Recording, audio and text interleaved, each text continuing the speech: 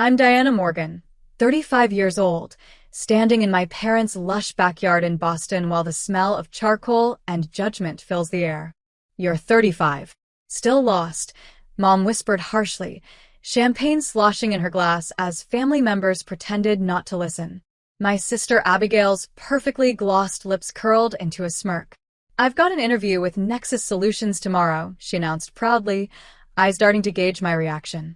I smiled quietly, savoring the secret knowledge only I possessed. Tomorrow, she'll walk into that interview and discover I'm the CEO of Nexus. Before I tell you what happened next, let me know where you're watching from the comments, hit that subscribe button, and stick around to see how my family's perception of failure was about to be completely shattered. Growing up as the Morgan family's different daughter meant constantly swimming against the current of expectations in our upper-middle-class household nestled in a respectable Boston suburb. From elementary school onward, I questioned the well-worn paths my parents considered non-negotiable, while my sister Abigail excelled at following their blueprint for success with military precision. Martha and Robert Morgan built their identities around impressive credentials and conventional achievements. Dad graduated summa cum laude from Harvard Law before joining a prestigious firm, while Mom leveraged her Yale MBA into a banking career she reluctantly paused to raise successful children. They viewed life as a series of predictable stepping stones: elite college, advanced degree, respected profession, timely marriage, well-behaved children, comfortable retirement. This philosophy transformed Abigail into their crowning achievement: class valedictorian, Cornell graduate, and relentless collector of accolades that adorned our family room walls like trophies of parental victory. Meanwhile, my early entrepreneurial ventures were dismissed as concerning evidence of an unfocused personality. The lemonade stand I expanded into 3 neighborhood locations at age 9, the custom friendship bracelet business that funded my first computer at 12, the website design service I launched for local businesses while still in high school. Diana has potential if she would just apply herself properly, became my parents' standard explanation at family gatherings, delivered with tight smiles and furrowed brows. The breaking point arrived during my second year of law school, a path I'd chosen primarily to placate my parents, when I discovered a technological solution to a document processing problem that lawyers had been struggling with for decades. The programming skills I taught myself during late nights after classes suddenly crystallized into a business concept that made my heart race with excitement and possibility. When I announced my decision to leave law school and pursue this vision, my parents didn't just disapprove. They orchestrated a full-scale family intervention in our living room, with Abigail sitting primly beside them as the exemplar of good choices. "This is throwing your life away," Dad declared, his voice escalating with each word. "No Morgan has ever dropped out of anything." Mom nodded vigorously, adding, "What about financial security? Respect? Your future family?" Abigail remained silent, but her expression spoke volumes, a mixture of secondhand embarrassment and barely concealed satisfaction at being, once again, the daughter who wouldn't cause such disappointment. That evening marked the beginning of my gradual separation from family gatherings, holiday celebrations, and Sunday dinners. Not through dramatic declaration, but through the natural drift that occurs when fundamental values no longer align.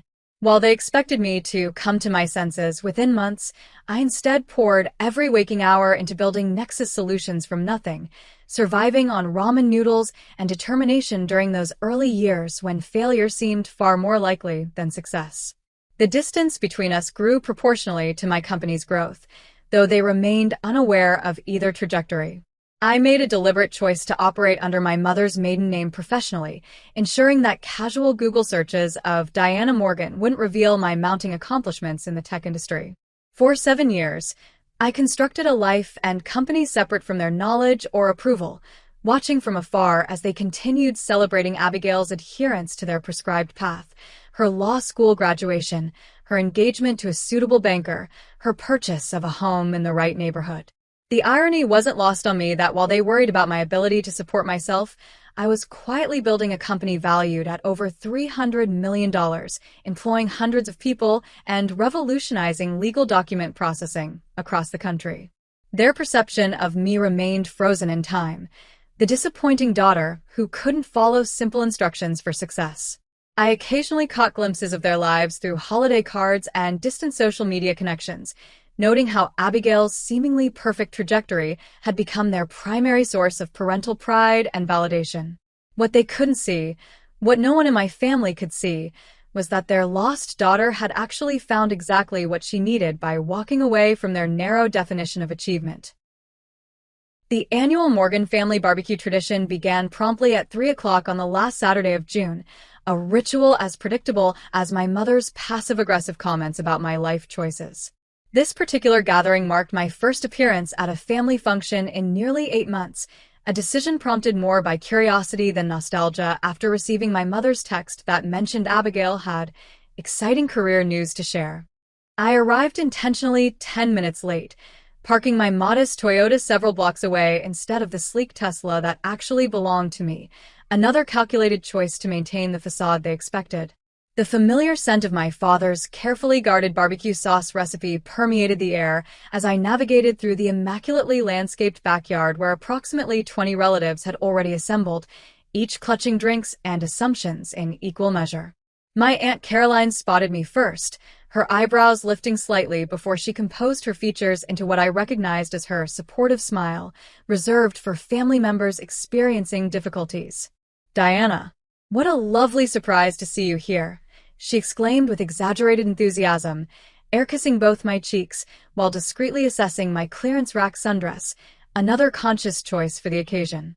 "We were just talking about Tyler's new position at Massachusetts General," she continued, gesturing toward my cousin who stood proudly recounting some surgical procedure to an attentive audience of relatives. Tyler acknowledged me with a quick nod before continuing his story, apparently too engrossed in medical heroics to properly greet the family disappointment. My father manned the grill with characteristic precision, spatula in one hand and timer in the other, his engineer's mind never quite able to accept barbecuing as an art rather than a science. 18 minutes each side, never more, it was explaining to my Uncle Paul, who nodded with the resigned expression of someone who had heard this lecture annually for decades. Dad's eyes met mine briefly, his greeting a terse "Diana," accompanied by a tight-lipped attempt at a smile that didn't reach his eyes. Mom emerged from the kitchen balancing a tray of her signature deviled eggs, her face momentarily registering surprise at my presence before quickly rearranging itself into hostess mode. "Diana, I wasn't sure you'd make it," she called out code for "I assumed you wouldn't bother showing up as usual." Before I could respond, Uncle James materialized beside me, drink already half empty and inhibitions lowered accordingly. "So, kiddo, what are you doing with yourself these days? Still figuring things out?" The familiar question hung in the air like the mosquitoes that inevitably appeared as afternoon transitioned to evening. I offered my standard vague response about working in tech, a truthful yet deliberately understated description that family members typically interpreted as answering phones at a call center or perhaps data entry if they were feeling generous in their assumptions. "Tech, huh? Good field if you can get established," Uncle James replied with thinly veiled skepticism before launching into an unsolicited explanation of how his financial planning business had helped clients retire comfortably for 40 years. The afternoon progressed predictably. Conversations about mortgages, private schools, vacation properties, and retirement portfolios dominated as I drifted between groups, offering non-committal responses when directly addressed while observing the familiar family dynamics with anthropological detachment. Cousin Jennifer proudly displayed ultrasound images of her third child. Aunt Patricia detailed her recent Mediterranean cruise with meticulous attention to the square footage of her suite, and my father's brother Douglas subtly mentioned the new Mercedes parked in my parents' driveway 3 separate times during appetizers alone. The collective attention shifted dramatically when my mother clinked her glass as everyone gathered around the elaborately arranged dining table on the stone patio. "Before we eat, Abigail has some wonderful news to share," she announced, her voice carrying that distinctive note of maternal pride reserved exclusively for my sister's achievements. Abigail rose gracefully, her designer sundress and perfectly highlighted hair capturing the golden hour sunlight like a character from a Nancy Meyers film. "I'm thrilled to announce that after months of networking and preparation, I've secured an interview with Nexus Solutions," she proclaimed, pausing dramatically to allow appropriate gasps and murmurs. It's an executive position in their legal department, and according to my contact there, they're very impressed with my background. The collective family reaction suggested she'd announced a guaranteed Nobel Prize rather than merely an interview, with congratulatory exclamations and knowing nods exchanged across the table. Nexus is absolutely disrupting the entire legal technology sector, my father announced authoritatively, despite having never mentioned the company in my presence before. Their valuation jumped 80% last year alone. My mother beamed while squeezing Abigail's shoulder affectionately, adding, "They only interview the very top candidates. Less than 2% of applicants even get a call back." The irony of hearing my own company's statistics quoted back to me nearly caused an involuntary laugh to escape, which I quickly disguised as a cough. Mom's gaze shifted from Abigail to me, her expression transforming from radiant pride to thinly disguised disappointment in the space of seconds. "Why can't you be focused like your sister, Diana? At 35, you should have found your path by now." The table fell momentarily silent, that uncomfortable quiet that descends when someone speaks aloud what others think, but know better than to say. Abigail filled the awkward pause with practiced diplomacy. "I'm sure Diana is doing fine in her own way," delivering the statement with such condescension that it sounded more insulting than silence would have been. This opened the floodgates for a family-wide assessment of my perceived shortcomings, thinly veiled as concern. Aunt Patricia wondered aloud if I'd considered administrative work at a stable company with good benefits. Uncle James suggested it wasn't too late to consider community college for an associate's degree in something practical, and Cousin Tyler helpfully noted that the hospital cafeteria was hiring cashiers with very reasonable hours and employee discounts. Throughout this public dissection of my apparent failures, I maintained a slight smile, allowing their assumptions to wash over me while mentally reviewing the quarterly projections meeting I'd be leading Monday morning for a company none of them realized I had built from nothing. As the conversation eventually drifted to other topics and family members dispersed into smaller conversational clusters, I made the quiet decision that tomorrow, after Abigail's interview, would finally be the day when perceptions and reality collided. The distance between my family's perception and my reality began the day I walked out of law school carrying nothing but a backpack containing an old laptop and a notebook filled with algorithm sketches. My one-bedroom apartment in Somerville became Nexus Solutions' first headquarters, with a second-hand desk wedged between my bed and the sole window that provided natural light from a narrow air shaft. Those early months tested every ounce of conviction I possessed, especially when the first round of potential investors dismissed my business plan with barely concealed patronizing smiles. Interesting concept, but perhaps too ambitious for someone without technical credentials, one venture capitalist commented while glancing at his watch, clearly having allocated the minimum courtesy time for our meeting. Another suggested I find a technical co-founder, preferably someone with an engineering background from MIT or Stanford, implying without saying directly that my self-taught programming skills couldn't possibly be sufficient for such an undertaking.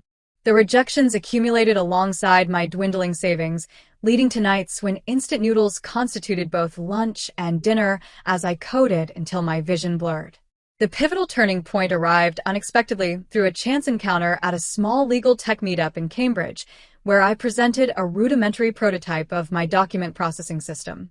Among the sparse audience sat Rebecca Winters, a former tech executive who had recently sold her cybersecurity company and was exploring new investment opportunities. Unlike previous potential investors, Rebecca asked technical questions that delved into the core functionality of my algorithm rather than fixating on my unconventional background or lack of Ivy League computer science degree. "The approach you're taking to natural language processing for legal documents is genuinely innovative," she remarked after my presentation, handing me her business card with private contact information handwritten on the back. "Call me tomorrow. I'd like to discuss this further." That conversation led to Nexus Solutions' first seed funding, $300,000 in exchange for 15% equity, accompanied by Rebecca's invaluable mentorship and industry connections.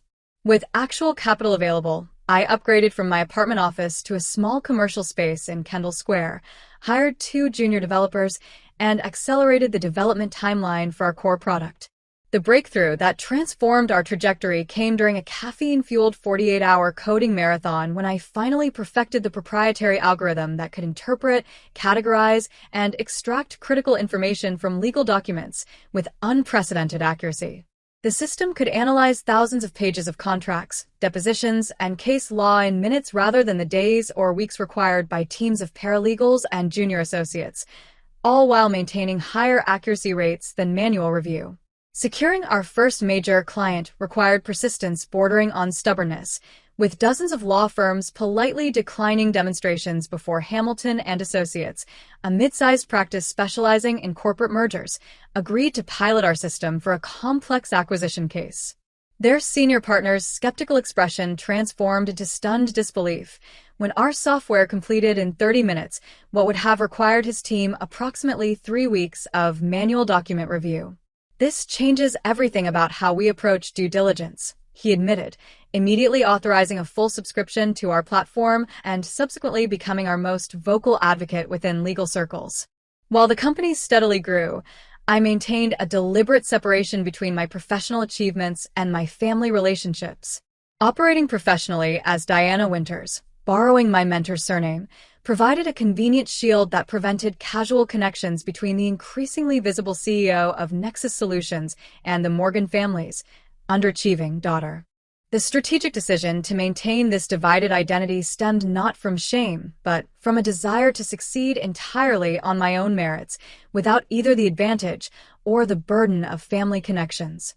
The 18-hour workdays during those formative years left little time for family gatherings anyway, making it relatively easy to maintain the illusion that I was simply figuring things out rather than revolutionizing an industry. Particularly satisfying milestones passed entirely without my family's knowledge. Our expansion to offices in New York and Chicago, the Forbes 30 Under 35 recognition, our Series B funding round that valued the company at $70 million, and the steady growth of our team from 3 people to nearly 50 employees within 3 years. The most transformative business development occurred during our 4th year when Nexus acquired Legal Metrics, a smaller competitor with complementary technology that enhanced our core product's capabilities while eliminating a potential market rival. This strategic acquisition raised our profile considerably within the industry, generating attention from major law firms, corporate legal departments, and government agencies seeking to modernize their document management systems.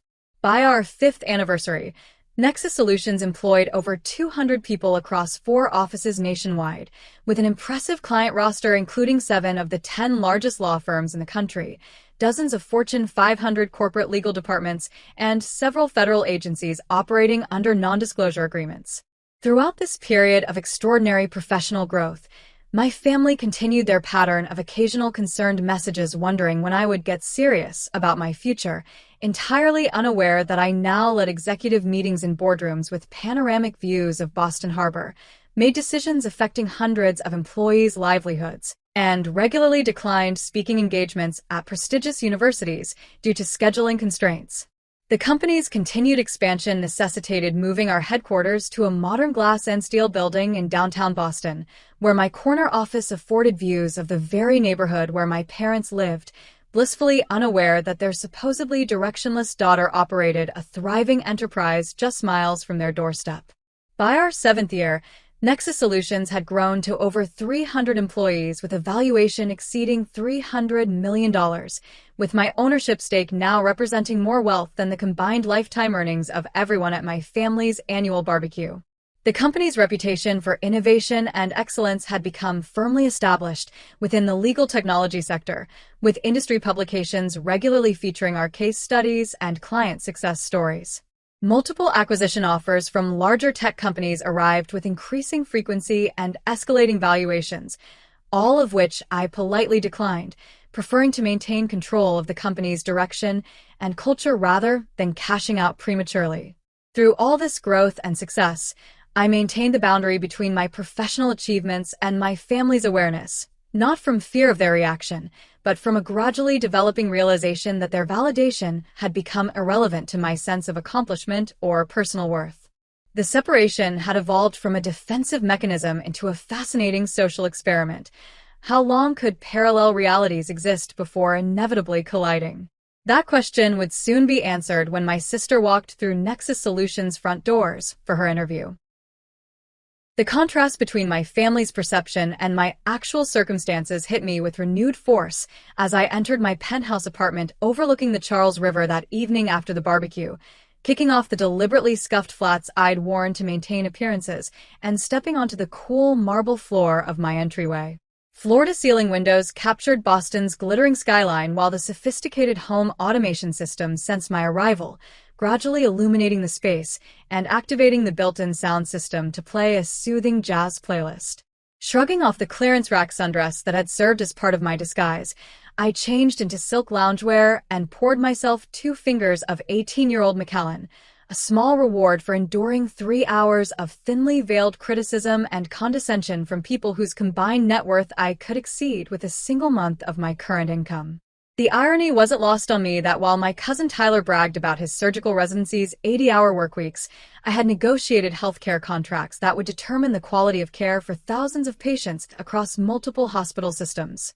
My ruminations were interrupted by a call from Thomas Blackwood, Nexus Solutions' chief operating officer and the person who had been with the company almost since its inception, having joined as our 5th employee after leaving a prestigious position at Oracle. The interview schedule is finalized for tomorrow, he began without preamble, our years of collaboration eliminating the need for small talk. 8 candidates for the senior legal counsel position, including an Abigail Morgan scheduled for 10:30. Any relation? The question I'd been anticipating for weeks had finally arrived, prompting me to take a longer sip of scotch before responding. My sister, actually. She doesn't know I'm associated with Nexus. She believes I'm still finding myself in some vague tech support role. The momentary silence on the other end conveyed Thomas's surprise more effectively than words could have. That's quite a coincidence, he finally offered, diplomatic as always. Should we reschedule her with another interviewer? I'm happy to handle it personally. The offer was tempting, allowing me to avoid the imminent collision of my carefully separated worlds, but something deeper pushed me toward confronting this situation directly. No, keep the schedule as planned. I'll conduct her interview, personally. Just make sure the panel members understand this is somewhat delicate. After ending the call, professional curiosity compelled me to open my laptop and review Abigail's application materials, which had progressed through our initial screening process without my awareness or intervention.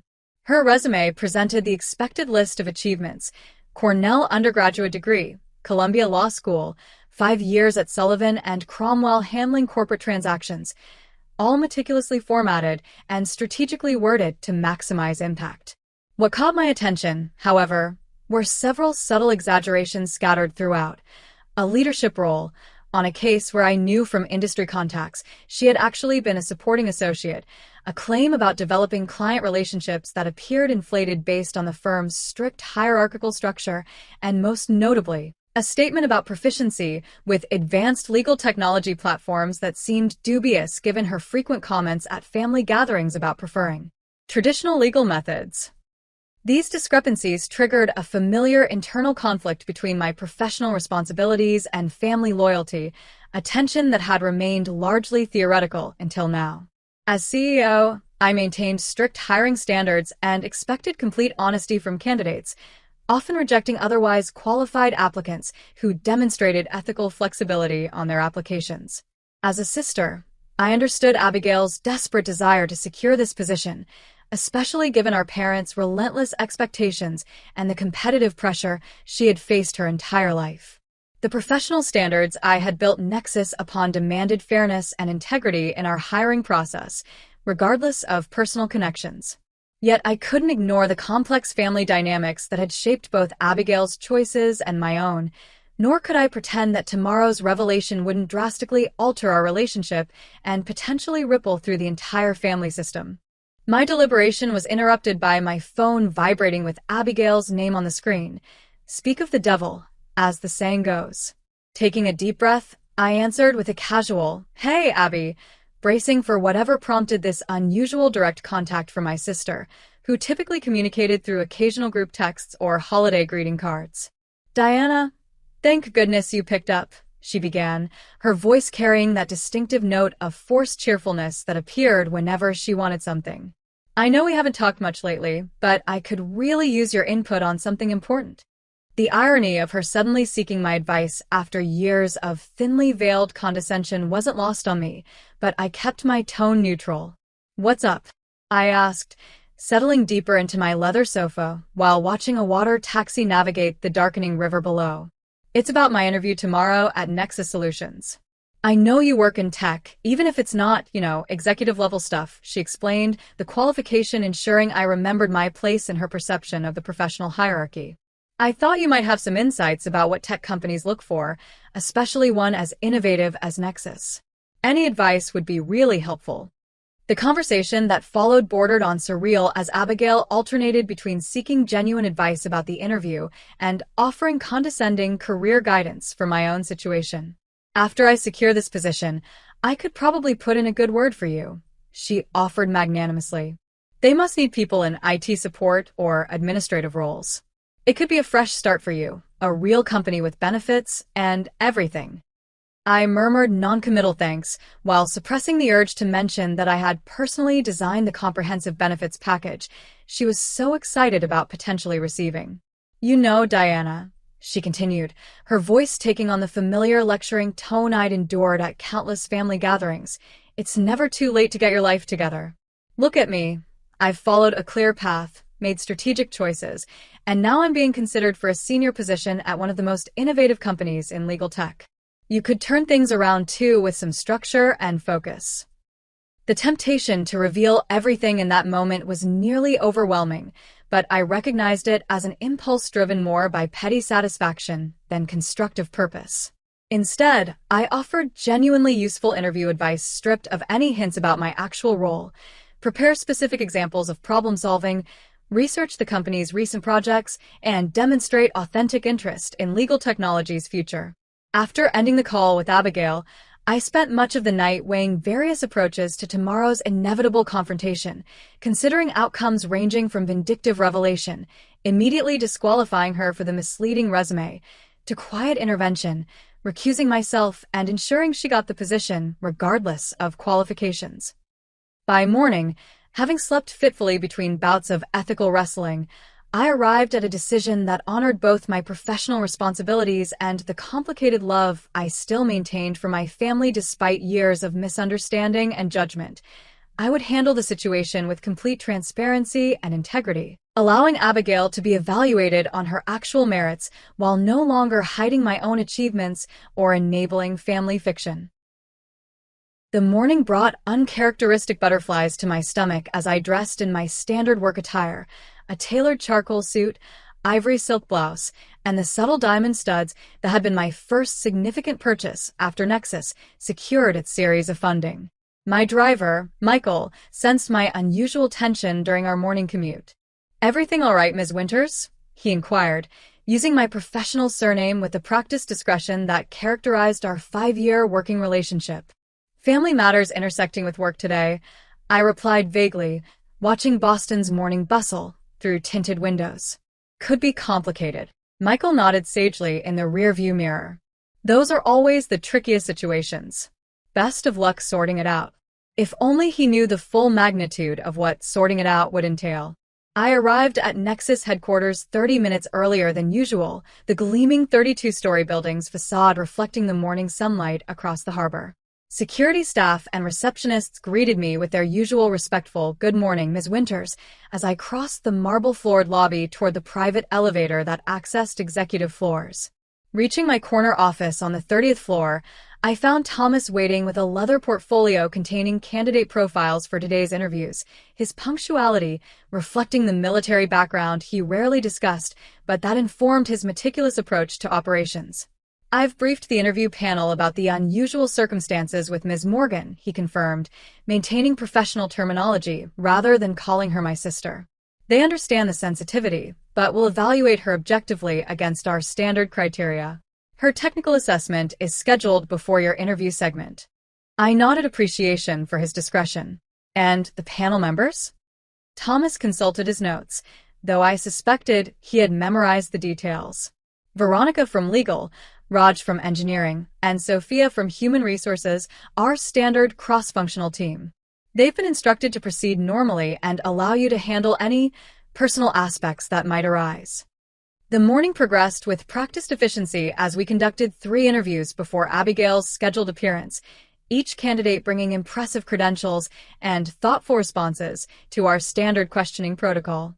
During a brief break, I received a text notification that Abigail had checked in with reception downstairs, triggering a fresh wave of anticipation.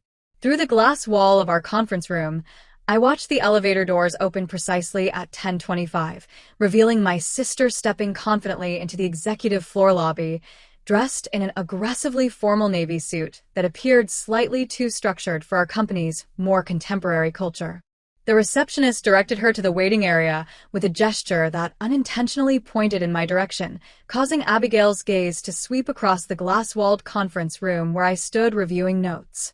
Her eyes passed over me initially, then snapped back with comic double-take precision, her practiced interview smile faltering momentarily before reasserting itself with visible effort. The mixture of confusion and disbelief that transformed her features confirmed she hadn't simply failed to mention knowing about my role. She was genuinely encountering this information for the first time. I maintained neutral professionalism as I approached the reception area, extending my hand formally. Ms. Morgan, thank you for coming in today. I'm Diana Winters, CEO of Nexus Solutions. Please follow me to the conference room. Abigail's hand felt cold and limp in mine, her cognitive dissonance almost palpable as she struggled to reconcile the sister she had dismissed as directionless with the executive now controlling her professional fate. Diana? You work here? She finally managed, her voice barely above a whisper. You're with reception? The assumption that I must be in an administrative role despite my introduction spoke volumes about the depth of her perception. I founded Nexus Solutions 7 years ago and have served as Chief Executive Officer since its inception, I clarified matter-of-factly, leading her toward our conference room where 3 curious panel members awaited, clearly sensing unusual dynamics despite their professional composure. We'll be conducting your interview with our standard panel approach. Please take a seat. The 90 minutes that followed ranked among the most surreal professional experiences of my career, watching my typically poised and articulate sister struggle through standard interview questions while periodically darting bewildered glances in my direction. Her responses became increasingly disjointed as she attempted to reconcile her prepared interview strategy with the shocking reality of her audience. When Raj inquired about her experience with technology platforms similar to our core product, Abigail's claim to extensive familiarity crumbled under basic follow-up questions that revealed her fundamental misunderstanding of our system's functionality. Veronica's probing about complex legal scenarios yielded similarly superficial responses that might impress non-lawyers but failed to demonstrate the depth required for our senior counsel position. By the time we reached Sophia's behavioral questions about managing professional challenges, Abigail had visibly abandoned her rehearsed responses, instead answering with uncharacteristic authenticity about struggling with work-life balance and feeling perpetually inadequate despite outward achievements. After the panel members excused themselves, leaving us alone in the conference room with its panoramic harbor views, the carefully constructed facade between my family and professional identities finally dissolved completely. I don't understand, Abigail began, her voice unsteady. You're actually running this entire company? The same company featured in the Wall Street Journal last month? I nodded, allowing her the space to process this revelation at her own pace. Why didn't you ever tell any of us? Why would you let Mom and Dad think you were? She trailed off, apparently unable to verbalize the family's collective assumption about my circumstances. Failing? Struggling? Lost, I supplied calmly. Because their definition of success never aligned with my vision, and at some point, I stopped needing their validation to measure my own worth. Abigail's expressions cycled rapidly through disbelief, anger, embarrassment, and finally settling into something resembling panic. So yesterday, when everyone was talking about how directionless you are and I announced my interview here, you already knew that I'd be conducting your interview? Yes. The implications of this sequence appeared to hit her with physical force, her shoulders slumping as color drained from her face. God, I even called to give you career advice. Offer to help you get an entry-level position. A hysterical edge crept into her voice. This is humiliating. Rather than responding immediately, I walked to the office kitchenette and returned with 2 glasses of water, placing one before my visibly distressed sister. Abigail, I didn't orchestrate this situation to embarrass you. You applied through normal channels, were screened by our HR team based on your qualifications, and progressed to interviews without any intervention from me. Taking the seat beside rather than across from her, I continued more gently. What troubles me isn't that you didn't know about my position. That was my choice to keep private. It's that your application contains several claims that don't align with the reality of your experience. The directness of this observation caused her to flinch slightly before her legal training reasserted itself. I may have emphasized certain aspects of my experience to highlight relevant skills. She began defensively before abruptly stopping herself. Something unexpected happened then. Abigail's carefully cultivated professional mask crumbled entirely as tears formed in her eyes. "Do you have any idea what it's like?" she asked quietly. "Being the successful daughter that mom and dad parade around? The expectations never stop increasing. Cornell wasn't good enough. It should have been Harvard. Making law review wasn't enough. I should have been editor. Every achievement just raises the bar for the next impossible standard." This raw vulnerability from my perpetually composed sister caught me completely off guard. Each family gathering, I have to arrive with some new accomplishment, some evidence that their investment in me is paying off, she continued, wiping tears with uncharacteristic disregard for her makeup. When I heard about this position at Nexus, it seemed perfect, prestigious enough to satisfy them, challenging enough to actually engage me. I've been miserable at Sullivan and Cromwell for years, but quitting without something better wasn't an option. The revelation of Abigail's private struggles beneath her seemingly perfect adherence to our parents' expectations shifted something fundamental in my perception of our family dynamics. The golden child and the disappointment suddenly appeared as 2 sides of the same damaged coin, both responding to parental conditional love, just with different coping mechanisms. I had no idea, I admitted, reaching across the conference table to squeeze her hand briefly. From the outside, you always seemed completely aligned with their vision, thriving under the same expectations that felt suffocating to me. Abigail gave a hollow laugh. That's what makes this so ironically perfect. You escaped their expectations and built something extraordinary on your own terms. I followed their blueprint exactly and ended up miserable, faking qualifications for a job interview at my rebellious sister's company. The absurdity of the situation finally broke through the tension, causing us both to laugh with a genuineness I couldn't remember sharing with my sister since childhood. As our conversation shifted toward more honest territory than we'd explored in decades, the superficial sibling rivalry imposed by parental expectations began dissolving, replaced by tentative recognition of shared experiences viewed through different lenses. The emergency family dinner orchestrated by Abigail that evening brought me back to my parents' colonial-style home in Beacon Hill for the second time in 48 hours, a frequency unprecedented in recent years. My mother's confusion was evident when she opened the door to find me standing beside Abigail, both of us arriving in the same vehicle rather than separately, as would have been expected given our historically distant relationship. "Diana, I didn't realize you were joining us," she remarked with poorly disguised surprise, her gaze flicking between my business attire and Abigail's uncharacteristically subdued expression. Abigail mentioned needing to discuss something important, but didn't specify. "This concerns all of us," Abigail interjected with unusual assertiveness, guiding me into the formal dining room where our father already sat reviewing documents at his customary place at the head of the table. Robert Morgan glanced up with mild irritation at the interruption, his reading glasses perched low on his nose, before registering my unexpected presence. "Diana?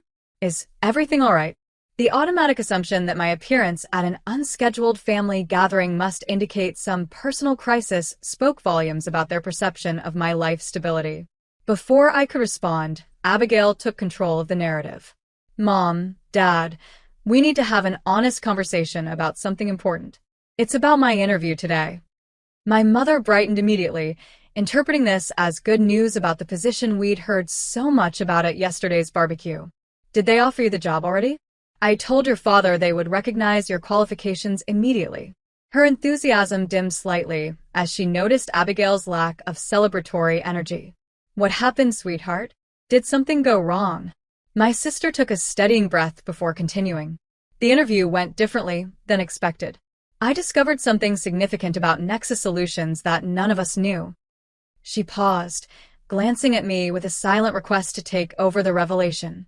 I founded Nexus Solutions 7 years ago when I left law school.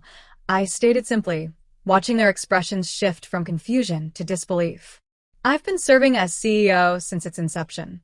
The company currently employs over 300 people nationwide and was valued at $312 million during our last funding round. The stunned silence that followed stretched uncomfortably until my father broke it with characteristic skepticism. That's impossible. We would have known something like that. My mother's reaction proved more immediately practical. Nexus Solutions, she repeated slowly. Diana Winters is listed as the founder in all the articles. She reached for her phone, typing rapidly. You've been using a different name professionally? Rather than answering directly, I watched as she scrolled through search results, her eyes widening progressively as connections formed. There's a profile in Forbes from last year, she murmured, more to herself than to us. And a Wall Street Journal feature about disrupting legal technology. Her gaze lifted from the screen to study my face with newfound uncertainty. This is actually true? You really built this company? My father had retrieved his own laptop, conducting his own verification with increasing agitation. This makes no sense. Why wouldn't you tell us about this level of success? Why maintain the impression that you were struggling all these years? The genuine confusion in his voice reflected the fundamental disconnect between us, the inability to understand why his approval might not represent the ultimate validation I sought in life. Because the measure of my success isn't whether it impresses you, I replied without hostility, simply stating a realization that had crystallized over years of separation. When I left law school to pursue my vision, the family consensus was that I was making a terrible mistake. Rather than constantly defending my choices against criticism, I found it simpler to create distance. My mother's expression had transformed from disbelief to something more complex, a mixture of pride, confusion, and perhaps a tinge of regret. But you've achieved extraordinary success by any standard. Why wouldn't you want us to know about that? The question revealed the depth of her inability to separate achievement from familial approval, success from external validation. Because it was never about the achievement itself for you, I explained gently. It was about adherence to your prescribed path. If I'd become wealthy through conventional means, partner at a prestigious firm, marrying into money, even winning the lottery, you would have considered that success. Building something unconventional from scratch didn't fit the narrative you valued. While my mother processed this perspective with visible difficulty, Abigail redirected the conversation toward her own revelation. There's more to discuss about today. My interview performance was not what I had hoped. I've been so focused on maintaining the appearance of professional satisfaction and achievement that I've neglected developing genuine expertise or passion for my work. This unprecedented admission of vulnerability from the family's golden child shifted attention away from my revelation, causing both parents to focus on Abigail with concerned expressions. What are you saying, sweetheart? Our mother asked cautiously. Are you unhappy at Sullivan and Cromwell? The dam of pretense finally broke as Abigail revealed years of accumulated dissatisfaction with her carefully curated life choices. I've been miserable for years, she confessed, voice cracking slightly. I never wanted to practice corporate law. I chose it because it seemed impressive and would make you both proud. Every decision I've made since college has been calculated to earn your approval rather than pursue what actually interests me. Our father's reaction revealed volumes about the family dynamics that had shaped both our trajectories. His first instinct was defensive anger. We've only wanted what's best for both of you, he insisted, voice rising. Everything we've done was to ensure you had every advantage, every opportunity. My mother nodded vigorously in agreement, adding, we pushed because we believed in your potential. How is that wrong? The familiar pattern of parental defensiveness followed by justification threatened to derail the honest conversation until I interjected with quiet firmness. The issue isn't that you wanted us to succeed. It's that you defined success so narrowly that it left no room for our own definitions or authentic interests. This observation landed with unexpected impact, creating a momentary silence as they appeared to genuinely consider the perspective. The conversation that followed unfolded with several hours of increasingly honest exchanges about expectations, conditional approval, and the damage of measuring love through achievement. My father eventually lapsed into uncharacteristic quietness, his typical authoritative certainty replaced by reflective listening as both his daughters revealed perspectives he had never considered. My mother alternated between defensive justifications and moments of genuine insight about her role in creating the dynamics that had fractured our family connections. By the time dessert was served, largely untouched as emotional appetites overshadowed physical ones, I had established clear boundaries for future family interactions. I'm willing to rebuild our relationship, but only on terms that respect my autonomy and life choices. Conditional approval isn't something I'm interested in earning anymore. This declaration, delivered without anger but with firm conviction, marked a fundamental shift in our family power dynamic. The evening concluded with tentative steps toward a new understanding, not instantaneous healing of decades of misalignment, but the beginning of a more authentic connection based on who we actually were rather than who our parents had expected us to become. 6 months after the revelations that transformed our family's understanding of success and achievement, the Morgan family dynamics had shifted in ways both subtle and profound. My parents' spacious home, once adorned exclusively with Abigail's accomplishments, now displayed framed articles about Nexus Solutions alongside photographs from both daughters' lives, an external representation of internal changes gradually taking root. The most significant transformation occurred in my relationship with Abigail, which evolved from distant competition to genuine collaboration after she declined the position at Nexus, acknowledging honestly that her qualifications didn't match the role, and instead accepted my offer to help her explore career paths that genuinely engaged her interests. Our weekly coffee meetings became opportunities for authentic connection as she gradually uncovered a passion for educational technology that had been buried beneath years of parental expectations. "I've spent so much time trying to win a game I never actually wanted to play," she confided during one such meeting, stirring her latte thoughtfully. "Watching you present to your executive team last week was eye-opening, not because of your position or the company's success, but because of how genuinely excited you are about the work itself." This observation captured perfectly the fundamental shift in perspective she was experiencing.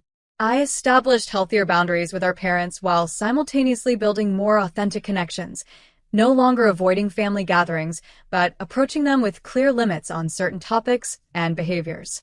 When my mother slipped into old patterns, comparing my single status to Abigail's relationship, 35 is getting up there, Diana, and you're such a catch now with your company, I responded with calm directness. "Mom, we discussed how comparing your daughters doesn't foster healthy relationships. I'm happy with my life exactly as it is." These gentle but consistent corrections gradually modified behaviors that had seemed immutable for decades. My father's adjustment proved surprisingly substantial once his initial defensiveness subsided. His engineering mind approached our strained relationship as a problem to be solved, leading him to seek books on parental expectations and even attend a workshop on family dynamics, efforts that would have been unimaginable mere months earlier. "I've been thinking about what you said regarding conditional love," he acknowledged during a private conversation in his study. "It wasn't intentional, but I see now how our focus on achievements might have communicated that our approval was performance-based." This humble acknowledgement, clearly difficult for a man accustomed to certainty, opened pathways for healing that decades of argument never could have achieved. The professional consequences of our family revelations proved equally transformative. Abigail, liberated from the pressure to maintain appearances of corporate law happiness, discovered genuine enthusiasm for developing educational platforms that made legal concepts accessible to underserved communities. Her legal background combined with newly developed technical knowledge, acquired through courses I helped her identify, positioned her uniquely in an emerging field that engaged both her analytical abilities and previously unexpressed creativity. Watching her excitement grow as she developed her first prototype educational game for high school students interested in law provided satisfaction entirely different from my business achievements. The joy of witnessing authentic passion replace performative success. My own professional trajectory expanded to include establishing a scholarship fund for unconventional entrepreneurs, particularly those pursuing non-traditional paths without family support or connections. The Diana Morgan Fellowship, using my birth name professionally for the first time, provided funding, mentorship, and networking opportunities for 10 promising innovators annually, with selection criteria emphasizing authentic vision and determination rather than prestigious credentials.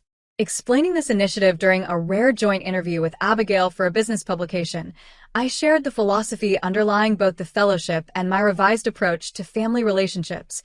Traditional metrics of success often miss the most innovative potential.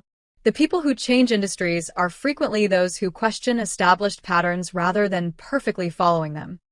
The healing process included professional family therapy sessions that provided structured space for addressing decades of accumulated misunderstandings and hurt feelings. These conversations occasionally became uncomfortable as buried resentment surfaced, but the skilled therapist helped us navigate toward understanding rather than assigning blame.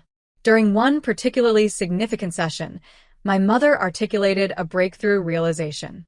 I pushed both of you toward paths I considered secure because I grew up with such financial instability, she explained, voice thick with emotion. My father lost everything in a business failure when I was 12, and we went from comfortable to barely surviving overnight. I swore my children would never experience that fear. This contextualizing of her controlling behavior didn't excuse past wounds, but offered new compassion for their origins. The first family gathering after 6 months of this intensive healing work, a smaller, more intimate dinner rather than the performance-oriented barbecue that had triggered our confrontation, demonstrated tangible progress in our communication patterns. Conversations flowed toward genuine interest rather than achievement accounting, with questions about fulfillment and passion replacing interrogations about promotions and credentials. When my Uncle James began his usual inquiry about career advancements, my father surprised everyone by intercepting gracefully. James, we're focusing less on professional scorecards these days and more on genuine interests. Diana was just describing a fascinating new application of her company's technology in immigration law. This simple redirection represented months of internal work and shifting priorities. My mother's evolution perhaps most poignantly manifested in a private conversation on her garden terrace as autumn leaves drifted around us. I owe you an apology that's long overdue, she began, uncharacteristic vulnerability evident in her voice. I measured your worth by standards that failed to recognize your unique gifts. What you've built isn't just impressive because it's successful by conventional metrics. It's extraordinary because it represents authentic vision and perseverance.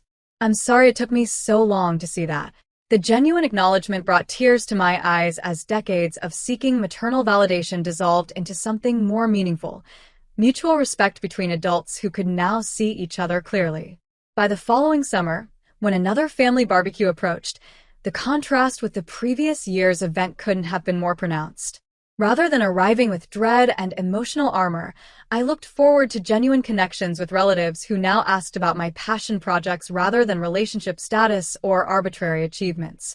Abigail and I arrived together, both successful by different measures, but more importantly, both pursuing paths aligned with our authentic interests rather than external expectations. The most profound transformation, however, wasn't in career trajectories or family gatherings, but in my internal relationship with success itself. The validation I had unconsciously sought even while rejecting my parents' definition of achievement gradually dissolved into something more sustainable, satisfaction derived from creation rather than recognition, from authentic expression rather than external metrics. This perspective shift represented the true liberation from family patterns, allowing appreciation for accomplishments without attachment to others' perceptions of their value. The life lesson emerging from this family transformation transcended simple narratives about following one's dreams or standing up to parental pressure.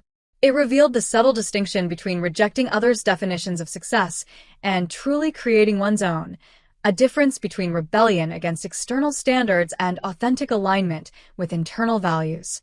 The courage required wasn't in dramatic confrontation but in quiet persistence, building something meaningful while releasing the need for validation from those who couldn't yet understand its value.